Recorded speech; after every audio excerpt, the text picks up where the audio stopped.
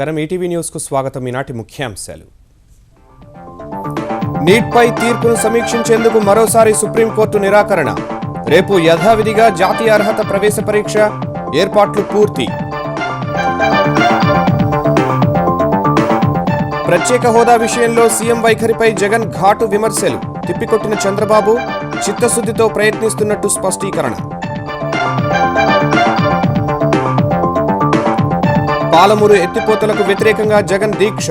మే 16 నుంచి 3 రోజులు చేపడతానని ప్రకటన. అమానవీయమన్న హరీష్ రావు. సుపరిపాలన కోసం సాంకేతికతను సమర్థంగా ఉపయోగించుకోవాలన్న కేసీఆర్. సమగ్ర పౌర సమాచార నిధి ఏర్పాటు చేయాలని ఆదేశాలు. మరో 1477 ఉద్యోగాల భర్తీకి తెలంగాణ పబ్లిక్ సర్వీస్ కమిషన్ ప్రకటన. వ్యవసాయ, అబ్కారీ, రవాణా శాఖల్లో నియామకాలుంటాయని వెల్లడి. వచ్చే ఖరీఫ్లో పత్తి సాగు చేయరాదని రైతులకు తెలంగాణ ప్రభుత్వ పిలుపు.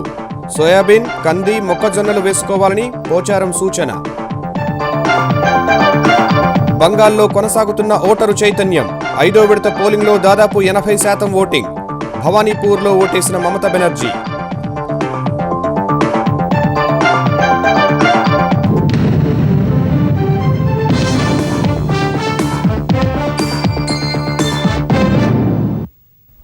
భారత్లోని అన్ని వైద్య కళాశాలల్లో ప్రవేశాల కోసం దేశవ్యాప్తంగా ఉమ్మడి ప్రవేశ పరీక్ష నిర్వహణకు రంగం సిద్ధమైంది. ఎంబీబీఎస్, బీడీఎస్ కోర్సులో చేరదలిచిన విద్యార్థుల కోసం తొలి విడత జాతీయ అర్హత ప్రవేశ పరీక్ష నీట్ రేపు జరగనుంది. నీట్పై ఇచ్చిన ఆదేశాలని పునఃసమీక్షించాలన్న అభ్యర్థనలన్నింటినీ సుప్రీంకోర్టు మరోసారి తోసిపుచ్చిన వేళ ఉమ్మడి ప్రవేశ పరీక్ష నిర్వహణ అనివార్యమైంది. 2016-17 విద్యా సంవత్సరానికి సంబంధించి దేశంలోని అన్ని ఎంబీబీఎస్, బీడీఎస్ కళాశాలల ప్రవేశాల్ని జాతీయ అర్హత ప్రవేశ పరీక్ష ద్వారానే నిర్వహించాలని గురువారం ఇచ్చిన ఆదేశాల పునఃసమీక్షకు సర్వోన్నత న్యాయస్థానం మరోసారి నిరాకరించింది. నిర్దేశిత షెడ్యూల్ ప్రకారమే నీట్ను నిర్వహించాలని ఉత్తర్వుల పునఃసమీక్షను కోరుతూ నిన్న కేంద్ర ప్రభుత్వం అభ్యర్థనపై స్పష్టం చేసిన సుప్రీంకోర్టు ఇవాళ కూడా అదే విషయాన్ని స్పష్టం చేసింది. నీట్పై ఇచ్చిన ఉత్తర్వుల్ని సవరించాలంటూ కొందరు విద్యార్థులు వేసిన వ్యాజ్యంపై విచారణ చేపట్టేందుకు ప్రధాన న్యాయమూర్తి జస్టిస్ టీఎస్ ఠాకూర్ నేతృత్వంలోని త్రిసభ్య ధర్మాసనం నిరాకరించింది. పరీక్షను నిర్వహించాల్సిందేనని తేల్చి చెప్పింది. వైద్య కళాశాలల్లోకి ప్రవేశాల కోసం జాతీయ స్థాయిలో ఉమ్మడి పరీక్ష నిర్వహించడంపై సుదీర్ఘకాలం జరిగిన చర్చకు ముగింపు పలుకుతూ 2010 డిసెంబర్ 21న నీట్ నిర్వహణపై ప్రకటన జారీ చేసింది. ఈ ప్రతిపాదనను వ్యతిరేకించిన వేర్వేరు రాష్ట్రాలు చేపట్టిన న్యాయ పోరాటం ఫలించి 2013 జూలై 18న నీట్ను రద్దు చేస్తున్నట్లు అప్పటి ప్రధాన న్యాయమూర్తి జస్టిస్ అల్తమాస్ కబీర్తో కూడిన ధర్మాసనం తీర్పునిచ్చింది. ఈ తీర్పును సవాలు చేస్తూ దాఖలైన వ్యాజ్యంపై విచారణ చేపట్టిన సుప్రీంకోర్టు ఏప్రిల్ 11న సంచలన నిర్ణయం తీసుకుంది. నీట్ను రద్దు చేస్తూ గతంలో ఇచ్చిన తీర్పును వెనక్కి తీసుకుంటున్నామని ప్రకటించింది. అయితే నీట్ నిర్వహణ విషయంలో కేంద్రం, భారత వైద్య మండలి, సీబీఎస్ఈ తాత్సారం చేస్తున్నాయని ఆరోపిస్తూ సంకల్ప్ చారిటబుల్ ట్రస్ట్ అనే స్వచ్ఛంద సంస్థ సుప్రీంకోర్టును ఆశ్రయించగా ఉమ్మడి ప్రవేశ పరీక్ష వ్యవహారంపై మరోమారు తెరపైకి వచ్చింది. తమిళనాడు, ఆంధ్రప్రదేశ్, తెలంగాణ, ఉత్తరప్రదేశ్ సహా కర్ణాటకలోని వైద్య కళాశాలల యాజమాన్య సంఘాలు, సీఎంసీ వెల్లూరు, మరికొన్ని ప్రైవేటు కళాశాలలు వ్యతిరేకించినప్పటికీ జాతీయ అర్హత ప్రవేశ పరీక్షను నిర్వహించాల్సిందేనని సుప్రీంకోర్టు ఏప్రిల్ 28న స్పష్టం చేసింది. ఈ మేరకు కేంద్రం, భారత వైద్య మండలి, సీబీఎస్ఈ సమర్పించిన షెడ్యూల్కు ధర్మాసనం ఆమోదం తెలిపింది.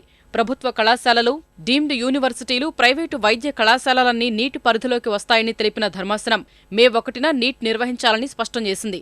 ఇందుకు దరఖాస్తు చేసుకోని వారి కోసం జూలై 24న మరోసారి పరీక్ష నిర్వహిస్తామన్న వైద్య మండలి ప్రతిపాదనకు ఆమోదం తెలిపింది. ఈ ఫలితాలు ఆగస్టు 17న వెలువరుస్తామన్న వైద్య మండలి నిర్ణయానికి ఆమోదం తెలిపిన త్రిసభ్య ధర్మాసనం ఎట్టి పరిస్థితుల్లో అక్టోబర్ 1న తరగతులు ప్రారంభించాలని తేల్చి చెప్పింది. సుప్రీం ఆదేశాల పునఃసమీక్షకు కేంద్ర ప్రభుత్వం, విద్యార్థులు చేసిన ప్రయత్నాలు విఫలం కాగా ఆదివారం నీట్ తొలి విడత పరీక్ష నిర్వహణ అనివార్యమైంది. ఆంధ్రప్రదేశ్కు ప్రత్యేక హోదా సాధించడంపై ముఖ్యమంత్రి చంద్రబాబు రోజుకో మాట మాట్లాడుతున్నారని జగన్ విమర్శించారు. ప్రత్యేక హోదా రావడం చంద్రబాబుకే ఇష్టం లేనట్లుగా ఉందన్న జగన్ పార్లమెంట్లో మంత్రుల మాటలు చూస్తుంటే ఇదే అర్థం గోచరిస్తోందని ఆరోపించారు. ఓటుకు నోటు కేసు భయం వల్లే చంద్రబాబు కేంద్రాన్ని నిలదీయలేకపోతున్నారని విమర్శించారు. పార్లమెంటులో రాష్ట్రాన్ని విడగొట్టేటప్పుడు అధికార పక్షం, ప్రతిపక్షాలు అన్ని కలిసి విడగొడుతూ ఈ మాదిరిగా అన్యాయం జరుగుతా ఉంది, మీకు కాంపన్సేట్ చేయడం కోసం ప్రత్యేక హోదా ఇస్తాము అన్న హామీ ఇచ్చారు. ఎన్నికలకు పోయేటప్పుడు 10 సంవత్సరాలు ప్రత్యేక హోదా ఇస్తామని చెప్పి ఇలా మేనిఫెస్టోలో కూడా పెట్టి ప్రచారం చేశారు. ప్రత్యేక హోదా వస్తే ముందుకొచ్చే పారిశ్రామికవేత్తలకు ఇన్కమ్ ట్యాక్స్ కట్టవలసిన పని లేదు, ఎక్సైజ్ డ్యూటీలు కట్టవలసిన పని లేదు, కరెంటు సగం రేటుకి అందుబాటులోకి వస్తుంది. ఇటువంటి ఉంటే చంద్రబాబు నాయుడు గారు ఎక్కడికెక్కడికో తిరగవలసిన పనుల. పారిశ్రామికవేత్తలు లైన్ కడతారు మన దగ్గర పరిశ్రమలు పెట్టేదానికోసం. లక్షల కోట్ల పెట్టుబడులు వస్తాయి, లక్షల ఉద్యోగాలు మన పిల్లలకు అందుబాటులోకి వస్తాయి. ఇలా తెలిసి ఉన్నా కూడా చంద్రబాబు నాయుడు గారు ఒక పథకం ప్రకారం ప్రత్యేక హోదా అన్న అంశాన్ని నీరు గారుస్తూ వచ్చారు. కాబట్టి కేంద్రంలో ఉన్న మంత్రులకు ఇవాళ ఇది ఇవ్వాల్సిన అవసరం లేదు అని చెప్పి ధైర్యంగా చెప్పే పరిస్థితి ఇవాళ వస్తా ఉంది. పోరాటం చేయవలసిన వ్యక్తి పోరాటం చేయకుండా రాష్ట్రాన్ని పణంగా పెట్టడం న్యాయమేనా అని అడుగుతా ఉన్నా. ఆంధ్రప్రదేశ్కు ప్రత్యేక హోదా సాధించడంపై తననుద్దేశించి ప్రతిపక్ష నేత జగన్ చేసిన విమర్శలను ముఖ్యమంత్రి చంద్రబాబు మండిపడ్డారు. అవినీతి కేసుల్లో జైలుకు వెళ్లిన వారు తన చిత్తశుద్ధిని ప్రశ్నించడమేంటని నిలదీశారు. కేంద్రం నుంచి ఆంధ్రప్రదేశ్ రాష్ట్రానికి అందాల్సిన అన్ని ప్రయోజనాలు సాధించే వరకు పోరాడుతూనే ఉంటానని చంద్రబాబు తేల్చి చెప్పారు. కొంతమంది నాయకులు నన్ను విమర్శిస్తున్నారు. కేంద్రాన్ని నేను అడగలేదని, పక్కన కట్టే ప్రాజెక్టులపైన ఉదాసీనంగా ఉన్నామని చెప్పి కూడా మాట్లాడుతున్నారు. నన్ను విమర్శించే ముందు మీరు ఆలోచించుకోవాల్సిన అవసరం ఉంది. కేసుల కోసం ఢిల్లీకి పోయో లేకుంటే స్వార్థ ప్రయోజనాల కోసం మీరు పనిచేస్తున్నారు. నేను కేంద్రాన్ని మెప్పించి కూడా ఏదో ఒక విధంగా చేయాలని ప్రయత్నం చేస్తున్నాను. ఈ రాష్ట్రానికి న్యాయం చేయాలి. జరిగిన అన్యాయాన్ని సరిచేయాలంటే కేంద్రం కూడా ఉదారంగా మనల్ని ఆదుకోవాల్సిన అవసరం ఉంది. నిన్న కేంద్ర మంత్రి గారు కూడా పార్లమెంట్ లో స్పెషల్ స్టేటస్ వచ్చినప్పుడు ఆంధ్రప్రదేశ్ కి అన్ని విషయాలు చేస్తున్నాం, స్పెషల్ స్టేటస్ అవసరం లేదనే విధంగా వారు మాట్లాడారు. అది యథార్థం కాదు. నేను కేంద్రాన్ని అడిగేది బైఫర్కేషన్ యాక్ట్ లో పెట్టిన విషయాలే కాకుండా అదనంగా అన్ని రాష్ట్రాలతో సమానంగా వచ్చే వరకు చేయూతనిమ్మని ప్రతి ఒక్కసారి మనం కోరుతున్నాం. 20-30 సార్లు వెళ్ళాను, ఇంకా వెళ్తాను. గట్టిగా అడిగి మన హక్కులు కాపాడే వరకు, మన సమస్యలు పరిష్కారం అయ్యే వరకు పోరాడతానని చెప్పి కూడా నేను మీకు తెలియజేస్తున్నా. ఆంధ్రప్రదేశ్ ప్రత్యేక హోదాపై మరోసారి స్పందించిన సినీ నటుడు జనసేన అధ్యక్షుడు పవన్ కళ్యాణ్ కాంగ్రెస్, భారతీయ జనతా పార్టీపై కీలక వ్యాఖ్యలు చేశారు. 2 ఏళ్ల క్రితం సీమాంధ్ర ఎంపీలను పార్లమెంట్ నుంచి బయటకు గెంటిన కాంగ్రెస్ ఉమ్మడి రాష్ట్రాన్ని అడ్డగోలుగా విభజించి ఘోర తప్పు చేసిందన్నారు. ఆనాడు సీమాంధ్ర ప్రజలకు జరిగిన అవమానం ఎవరూ మర్చిపోలేదని గుర్తు చేశారు. ప్రత్యేక హోదా విషయంలో ఇచ్చిన మాట మీద వెనక్కి తగ్గి సీమాంధ్రుల నమ్మకాన్ని దెబ్బతీయడం ద్వారా అదే తప్పు చేయవద్దని భారతీయ జనతా పార్టీని కోరుతున్నట్టు ట్విట్టర్లో పేర్కొన్నారు. ప్రత్యేక హోదా కోసం ప్రజలు రోడ్లపైకి వచ్చి ఉద్యమించేలోపే నేతలు మేల్కొనాలని హితవు పలికారు. అధికార పార్టీ ఎంపీలు ప్రతిపక్షాలను కలుపుకుని పార్లమెంట్లో పోరాటం చేయాలని కూడా పవన్ సూచించారు. కృష్ణా, గోదావరి జిల్లాలపై కొత్త ప్రాజెక్టులు చేపట్టడం ద్వారా ఆంధ్రప్రదేశ్కు నీటిని రాకుండా అడ్డుకుంటున్న తెలంగాణ ప్రభుత్వ వైఖరిని నిరసిస్తూ మే నెల 16 నుంచి 3 రోజులు నిరాహార దీక్ష చేయనున్నట్టు ఆంధ్రప్రదేశ్ ప్రతిపక్ష నేత జగన్ ప్రకటించారు. ఆంధ్రప్రదేశ్కు నీళ్లు రాకుండా తెలంగాణలో ప్రాజెక్టులు నిర్మిస్తూ ఉంటే ముఖ్యమంత్రి చంద్రబాబు ఎందుకు మౌనం వహిస్తున్నారని జగన్ ప్రశ్నించారు. ఇదే సమయంలో పోలవరం ప్రాజెక్టును నిర్మించే ఉద్దేశం చంద్రబాబుకు లేదని విమర్శించారు. డీజిల్ రేట్లు తగ్గాయి, స్టీల్ అల్యూమినియం రేట్లు తగ్గాయి, ఒకవైపున ఇసుక ఫ్రీగా దొరుకుతా ఉంది, సిమెంట్ రేట్లు పెద్ద పెరిగింది లేదు. అయినా పోలవరం ప్రాజెక్టులు మాత్రం హెడ్ వర్క్స్ రేట్లు ఇంతకు ముందు 4,000 కోట్లు ఉంటే ఇప్పుడు 7,000 కోట్లకు పెంచేస్తున్నారు. ఈ స్కాములకు భయపడి కేంద్ర ప్రభుత్వం కూడా చంద్రబాబు నాయుడు గారికి నిధులు ఇవ్వాలంటే భయపడే పరిస్థితిలోకి పోలవరం ప్రాజెక్ట్ నెట్టేశారు. ఇవాళ పోలవరం ప్రాజెక్టు జరగదు, ఈయన చేయడు. పట్టిసీమ వల్ల దమ్మిడి ఉపయోగం లేదు. కేసీఆర్ గారు ఒక పక్క గోదావరి నీళ్లను, ఒక పక్క కృష్ణా నీళ్లను మనకు రానివ్వకుండా తాను డైవర్ట్ చేసుకొని తీసుకొని పోతా ఉంటే అడగలేని పరిస్థితుల్లో చంద్రబాబు నాయుడు గారు ఎందుకున్నారు? చంద్రబాబు నాయుడు గారు వైఖరికి నిరసనగా మే 16, 17, 18 తారీఖున కర్నూలులో 3 రోజుల పాటు నిరాహార దీక్ష కూడా చేయబోతున్నాం. ఏ రకంగా వీళ్ళు చేస్తా ఉన్న ప్రాజెక్టుల వల్ల కింద నీళ్లు అందక పరిస్థితి ఏమిటి అన్న సంగతి పాలకులకు అర్థం కావాలి. చంద్రబాబు నాయుడులో మార్పు రావాలి, కేసీఆర్ లో మార్పు రావాలి, కేంద్ర ప్రభుత్వంలో మార్పు రావాలి. దిండి, పాలమూరు, రంగారెడ్డి ప్రాజెక్టులకు వ్యతిరేకంగా నేనే నిరాహార దీక్ష కూర్చుంటా ఉన్నాను. జగన్ తలపెట్టిన దీక్ష అత్యంత అమానవీయమైన చర్యగా తెలంగాణ భారీ నీటిపారుదల శాఖ మంత్రి హరీష్ రావు అభివర్ణించారు. గతంలో తండ్రి జలదోపిడీ చేసి తెలంగాణకు అన్యాయం చేస్తే నేడు జగన్ అదే బాటలో నడుస్తూ తండ్రికి తగ్గ వారసుడు అనిపించుకుంటున్నారని విమర్శించారు. ఎవరెన్ని అడ్డంకులు సృష్టించినా, ఎంత రాజకీయం చేసినా పాలమూరు ప్రాజెక్టును ఎట్టి పరిస్థితుల్లో పూర్తి చేసి 12 లక్షల ఎకరాలకు నీరందిస్తామని హరీష్ రావు తెలిపారు. పాలమూరు ప్రాజెక్టుకు వ్యతిరేకంగా జగన్మోహన్ రెడ్డి గారు దీక్ష చేయడం అనేటువంటిది శోచనీయం. ఇది అత్యంత దుర్మార్గమైనటువంటిది. మీ రాష్ట్రంలో మీరు ఏదైనా రాజకీయాలు చేయాలనుకుంటే చాలా అంశాలు ఉన్నాయి, మీరు రాజకీయాలు చేసుకోండి. దయచేసి పాలమూరును పావుగా వాడుకోకండి. పాలమూరు ప్రాజెక్టు ప్రజల ఉసురు పోసుకోవద్దని చెప్పి నేను మనవి చేస్తా ఉన్నాను.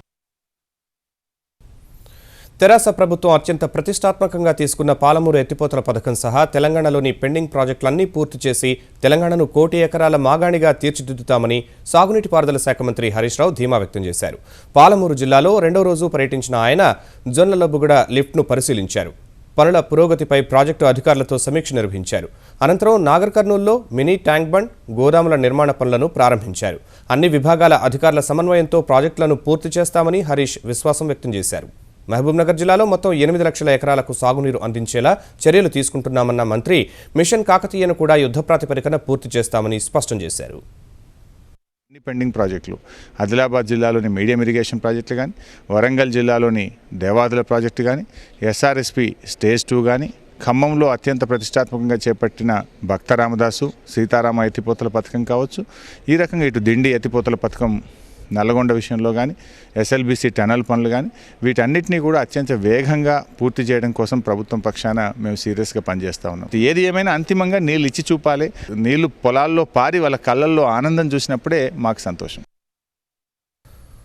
తెలంగాణలో మరో 3 ఉద్యోగ నోటిఫికేషన్లు విడుదల చేసేందుకు తెలంగాణ పబ్లిక్ సర్వీస్ కమిషన్ సిద్ధమవుతోంది. ఇప్పటికే పలు ఉద్యోగ ప్రకటనలు విడుదల చేసిన టీఎస్పీఎస్సీ తాజాగా 1477 కొలువులు భర్తీ చేయనున్నారు. తెలంగాణ ప్రభుత్వం నుంచి అందిన సమాచారం మేరకు రవాణా, అబ్కారీ, వ్యవసాయ శాఖల్లో పోస్టుల భర్తీకి సంబంధించి నోటిఫికేషన్లు విడుదల చేయనున్నారు. ఇందులో 1000 వ్యవసాయ విస్తరణ అధికారుల ఖాళీలు, రవాణా శాఖలో 137 కానిస్టేబుల్ పోస్టులు, అబ్కారీ శాఖలో 340 కానిస్టేబుల్ కొలువులు ఉన్నాయి. వ్యవసాయ విస్తరణ అధికారుల ఉద్యోగాలకు మే 4 నుంచి 19 వరకు, రవాణా శాఖ, అబ్కారీ ఉద్యోగాలకు మే 4 నుంచి 30 వరకు దరఖాస్తులు స్వీకరించనున్నట్టు టీఎస్పీఎస్సీ ఓ ప్రకటనలో తెలిపింది. తెలంగాణ అభివృద్ధికి సుపరిపాలన ఎంతో కీలకమని ముఖ్యమంత్రి కేసీఆర్ అన్నారు. ప్రజలకు సుపరిపాలన అందించడానికి సాంకేతిక పరిజ్ఞానాన్ని సమర్థంగా ఉపయోగించుకోవాలని అధికారులకు సూచించారు. ఈ దిశలో నూతన అప్లికేషన్లను రూపొందించి పాలనలో పారదర్శకతను పెంచేందుకు కృషి చేయాలని సూచించారు. ఈ దిశలో అధికారులు రూపొందించిన సమగ్ర పౌర సమాచార నిధి అప్లికేషన్ అందుబాటులోకి తెస్తే విప్లవాత్మక మార్పులు సాధ్యమని అభిప్రాయపడ్డారు. తెలంగాణలో పాలనను మరింత పారదర్శకంగా మార్చి ప్రజలకు మెరుగైన సేవలు అందించే లక్ష్యంతో రూపొందించిన సమగ్ర పౌర సమాచార నిధి కేంద్రం ఏర్పాటుపై ముఖ్యమంత్రి కేసీఆర్ సమీక్ష నిర్వహించారు. ఈ సమావేశంలో పౌర సమాచార నిధికి సంబంధించి తాము రూపొందించిన నూతన అప్లికేషన్పై ముఖ్యమంత్రికి వివరించిన అధికారులు పౌరుల సమాచారాన్ని ఒకే చోట చేర్చి క్లిష్ట సమయాల్లో విశ్లేషించే విధంగా నూతన అప్లికేషన్ రూపొందించినట్టు చెప్పారు. అనుమానాస్పద సందర్భాల్లో ఈ సమాచారాన్ని విశ్లేషించే అవకాశం ఉంటుందని తెలిపారు. వాణిజ్య పన్నుల విభాగం ఈ అప్లికేషన్ను పన్ను ఎగవేతదారులను పట్టుకునేందుకు సమర్థంగా వినియోగిస్తోందని అధికారులు కేసీఆర్కు వివరించారు. ఈ దశలో స్పందించిన కేసీఆర్ కొత్త అప్లికేషన్ను కొన్ని శాఖలకే పరిమితం చేయకుండా ప్రభుత్వంలోని అన్ని విభాగాలకు, శాఖలకు విస్తరించాలని సూచించారు. తమను గమనిస్తున్నారనే ధ్యాస ఉద్యోగి సహా ప్రతి పౌరుడికి ఉంటే తమ బాధ్యతలను సక్రమంగా నిర్వహిస్తారని కేసీఆర్ వివరించారు. అభివృద్ధి, సంక్షేమ కార్యక్రమాల అమలులో ఈ అప్లికేషన్ ఉపయోగించడం ద్వారా జవాబుదారీతనం పెంచవచ్చన్న కేసీఆర్ సమయం వృధా కాకుండా సంబంధిత శాఖలకు చెందిన ఉన్నతాధికారులు, మంత్రులు నిర్దేశిత లక్ష్యాలను చేరుకోవచ్చని చెప్పారు. ఇదే సమయంలో సంక్షేమ పథకాల అమల్లో అవకతవకలు నివారించడం సహా ప్రజా పంపిణీ వ్యవస్థ ద్వారా ఇచ్చే సరుకులు పక్కదారి పట్టకుండా పౌర సమాచార నిధి ఎంతో ఉపయోగపడుతుందని కేసీఆర్ అభిప్రాయపడ్డారు. లబ్ధిదారుల ఎంపికలో ఈ అప్లికేషన్ వినియోగించుకుంటే దుర్వినియోగమవుతున్న కోట్ల రూపాయల ప్రజాధనాన్ని కాపాడుకోవచ్చన్నారు. ప్రకృతి వైపరీత్యాలు సంభవించినప్పుడు, దుర్ఘటనలు జరిగినప్పుడు ఈ సమాచార నిధి సాయంతో సహాయాన్ని అందించడం సులభమవుతుందని చెప్పారు. ప్రజలను పాలనలో భాగస్వామ్యం చేస్తే ఎలాంటి మార్పులకైనా సహకరిస్తామన్న కేసీఆర్ ఆ దిశలోనే పౌర సమాచార నిధి కేంద్రం పనిచేయాలని సూచించారు. తెలుగు రాష్ట్రాల్లో ఇంకుడు గుంతల తవ్వకం ఉద్యమ రూపం సంతరించుకుంది. ఈనాడు, ఈటీవీ అందించిన స్ఫూర్తితో పల్లె, పట్టణమన్న తేడా లేకుండా ప్రతి ఇంటి దగ్గర ఇంకుడు గుంతలు తవ్వుతున్నారు. ప్రజాప్రతినిధులు, అధికారులు, సామాన్యులు అందరూ ఏకమై ప్రతి వర్షపు నీటి బొట్టును ఒడిసిపట్టడమే ధ్యేయంగా ముందుకు సాగుతున్నారు. ఈటీవీ ఈనాడు చేపట్టిన జల సంరక్షణ ఉద్యమంలో ప్రజలు మమేకమై నీటి సంరక్షణ యజ్ఞం చేస్తున్నారు. సుజలాం సుఫలాం స్ఫూర్తితో ఇంకుడు గుంతల తవ్వకాలు చేపడుతున్నారు. ఆంధ్రప్రదేశ్ విజయనగరం ఉప రవాణా కమిషనర్ కార్యాలయంలో ఇంకుడు గుంత తవ్వారు. జిల్లా మానవ హక్కుల సంఘం సభ్యులు ఎస్వీఎన్ నగర్లో గుంతల తవ్వకం చేపట్టారు. విశాఖ జిల్లా కూండ్రంలో శాసనసభ్యుడు పీలా గోవింద్ ఆధ్వర్యంలో రాజమహేంద్రవరం వెంకటేశ్వర నగర్ పార్క్లో ఎమ్మెల్యే ఆకుల సత్యనారాయణ నేతృత్వంలో ఇంకుడు గుంతల తవ్వకం చేపట్టారు. కృష్ణా జిల్లా గుడివాడ, విజయవాడ ఎస్ఆర్ఆర్ కళాశాల ఆవరణ ఆవరణలో గుంతలు తవ్వారు. జగ్గయ్యపేట మండలం పోచంపల్లిలో 100 ఇంకుడు గుంతల నిర్మాణ పనులను ఎమ్మెల్యే శ్రీరామ్ రాజగోపాల్ ప్రారంభించారు. ఘంటసాల మండలంలో కేసీపీ చక్కెర కర్మాగారం యాజమాన్యం ఆధ్వర్యంలో 100 ఇంకుడు గుంతలు తవ్వారు. గుంటూరులో మాజీ ఎంపీ మోదుగుల వేణుగోపాల్ రెడ్డి ఆధ్వర్యంలో ఇంకుడు గుంతల తవ్వకాలు ప్రారంభించగా నగరంలో 70,000 గుంతలు తవ్వాలనే లక్ష్యం నిర్దేశించుకున్నారు. ప్రకాశం జిల్లా గంగపాలెంలో 200, సింగరాయకొండ మండలం సోమరాజుపల్లి పరిధిలోని పకీర్పాలెంలో 50 గుంతలు తీశారు. కడప డిఎంహెచ్ఓ కార్యాలయం, కర్నూలు జిల్లా ఆదోని, అనంతపురం జిల్లా హిందూపురం రైల్వే స్టేషన్ ఆవరణలో ఇంకుడు గుంతలు తవ్వారు. చిత్తూరు జిల్లా శ్రీకాళహస్తి, తొట్టెంబేడు ఎంపీడీఓ కార్యాలయం, తంగెళ్లపాలెంలో 100 ఇంకుడు గుంతల నిర్మాణం చేపట్టారు. తిరుపతి నగరపాలక సంస్థ, ఎస్వి, పద్మావతి విశ్వవిద్యాలయాల్లో తవ్వకాలు కొనసాగించారు. తెలంగాణలో కూడా ఇంకుడు గుంతల నిర్మాణం ఉత్సాహంగా సాగుతోంది. హైదరాబాద్ సైబరాబాద్ కమిషనరేట్ కార్యాలయంలో సివి ఆనంద్ గుంతల పనులు ప్రారంభించారు. ఫిలింనగర్లోని ఫిలిం ఛాంబర్లో పరుచూరి గోపాలకృష్ణ, కెఎస్ రామారావు, అశోక్ కుమార్ తదితరులు ఇంకుడు గుంతల తవ్వకాలు ప్రారంభించారు.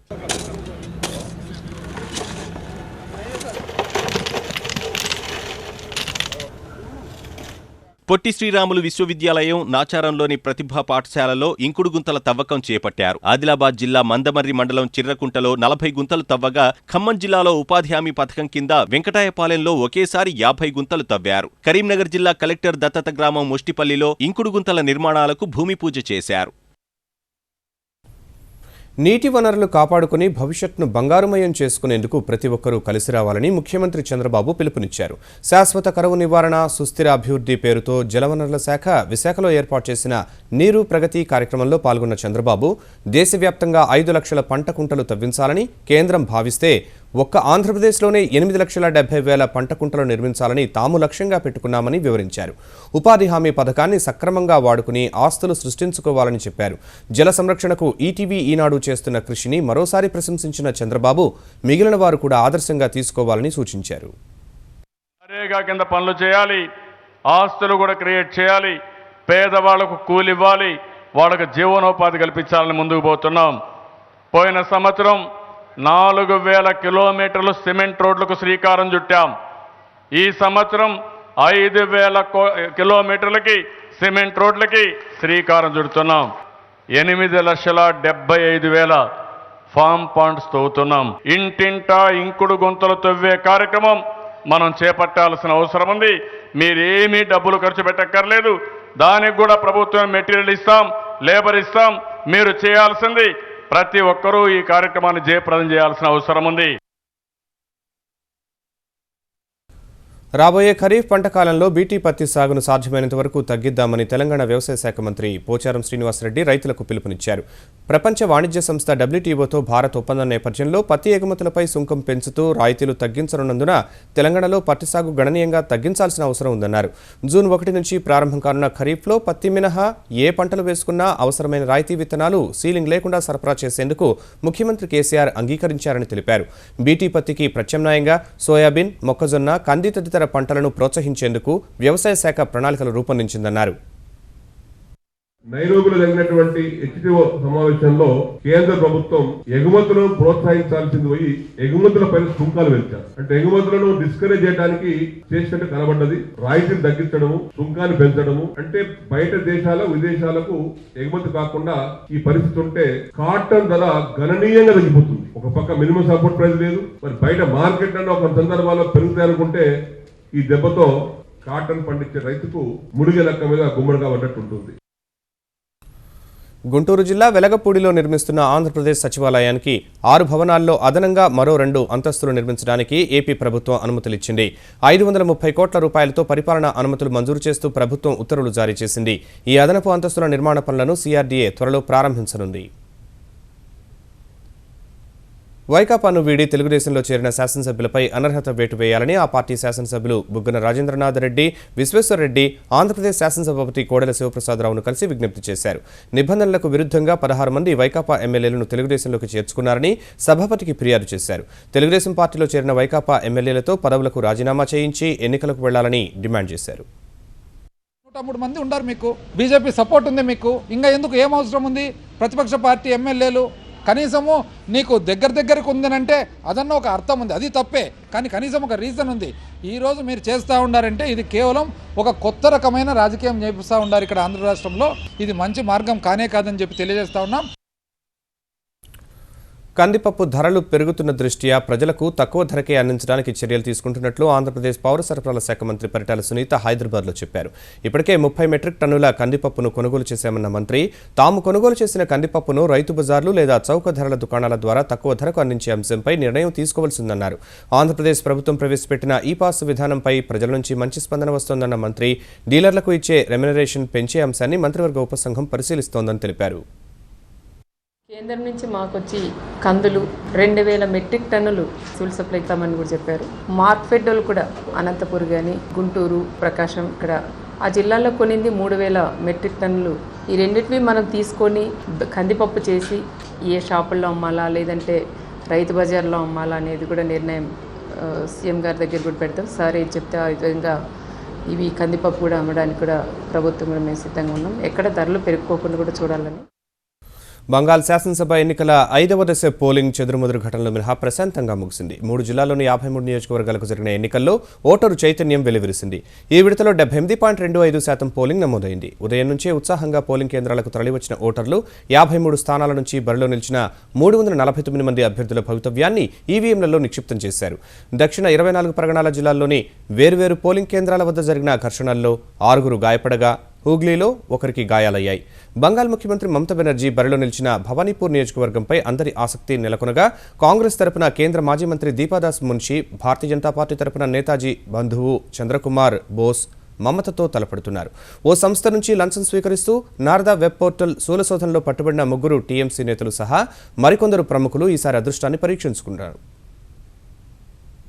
విదేశాలకు పారిపోయిన ప్రముఖ వ్యాపారవేత్త విజయ్ మాల్యా ఎగవేసిన దాదాపు 9,000 కోట్ల రూపాయల రుణ బకాయిల్లో కొంత మొత్తాన్ని రాబట్టుకోవాలన్న బ్యాంకుల కన్సార్టియంకు మరోసారి చుక్కెదురైంది. మాల్యాకు చెందిన కింగ్ఫిషర్ ఎయిర్లైన్స్ బ్రాండ్ ట్రేడ్ మార్కులు విక్రయించడం ద్వారా 366.70 కోట్లు ఆర్జించాలనే లక్ష్యాన్ని నిర్దేశించుకున్న కన్సార్టియం ప్రయత్నం నెరవేరలేదు. Kingfisher Airlines brand trademark విక్రయం కోసం కన్సార్టియం ఈ వేలం నిర్వహించగా ఒక్కరు కూడా వాటిని కొనేందుకు ఆసక్తి చూపలేదు. కనీస ధరను ఎక్కువ మొత్తంగా భావిస్తున్నందునే ఎవరూ ముందుకు రాలేదని బ్యాంకింగ్ వర్గాలు భావిస్తుండగా కింగ్ఫిషర్ బ్రాండ్ దక్కించుకుని దాన్ని పునరుద్ధరించే బదులు కొత్త విమానయాన సంస్థను ప్రారంభించడమే ఉత్తమమని కంపెనీలు భావించడం కూడా నిరాసక్తతకు కారణమని విశ్లేషకులు అంటున్నారు. గత నెల ముంబైలోని కింగ్ఫిషర్ హౌస్ను వేలానికి పెట్టగా ఎవరూ ముందుకు రాలేదు. అగస్టా హెలికాప్టర్ల కొనుగోలు వ్యవహారంపై రాజకీయ ప్రకంపనలు కొనసాగుతుండగానే కేంద్ర దర్యాప్తు సంస్థ సిబిఐ ఈ కేసు దర్యాప్తు ముమ్మరం చేసింది. ఈ కేసులో వైమానిక దళ మాజీ ఉప ప్రధానాధికారి జేఎస్ గుజ్రాల్ను సిబిఐ ప్రశ్నించింది. అగస్టా కొనుగోలుకు సంబంధించి జరిగిన సమావేశాల్లో పాల్గొన్న గుజ్రాల్ను పలు కోణాల్లో ప్రశ్నించిన సిబిఐ ఇదే కేసులో విచారణకు రావాలని వైమానిక దళ మాజీ ప్రధానాధికారి ఎస్పీ త్యాగికి నోటీసు పంపింది.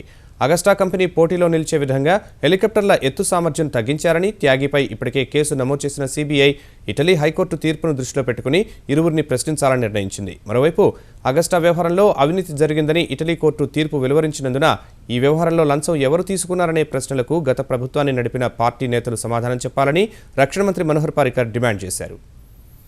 सबसे बड़े उसमें पैसा है कि पैसा किसने लिया है, उसका जवाब उस समय के सरकार को देना होगा, क्योंकि इटालियन हाईकोर्ट जो इक्विवेलेंट होता है उन्होंने तो स्पष्ट कहा है कि वहाँ के लोगों ने 125 करोड़ दिया है. कई नाम लिए, मैं लेना नहीं चाहता हूँ, लेकिन उन्होंने इनडायरेक्ट इंडिकेशन किया है कि पॉलिटिकल करप्शन और टोटल 125 करोड़ का ही किया है. तो मुझे लगता है वो इन्वेस्टिगेशन से तय हो जाएगा. लेकिन जिस प्रकार से डील हुआ है और जिस प्रकार से वो कंपनी को मदद करने की कोशिश की है उसका जवाब देना पड़ेगा.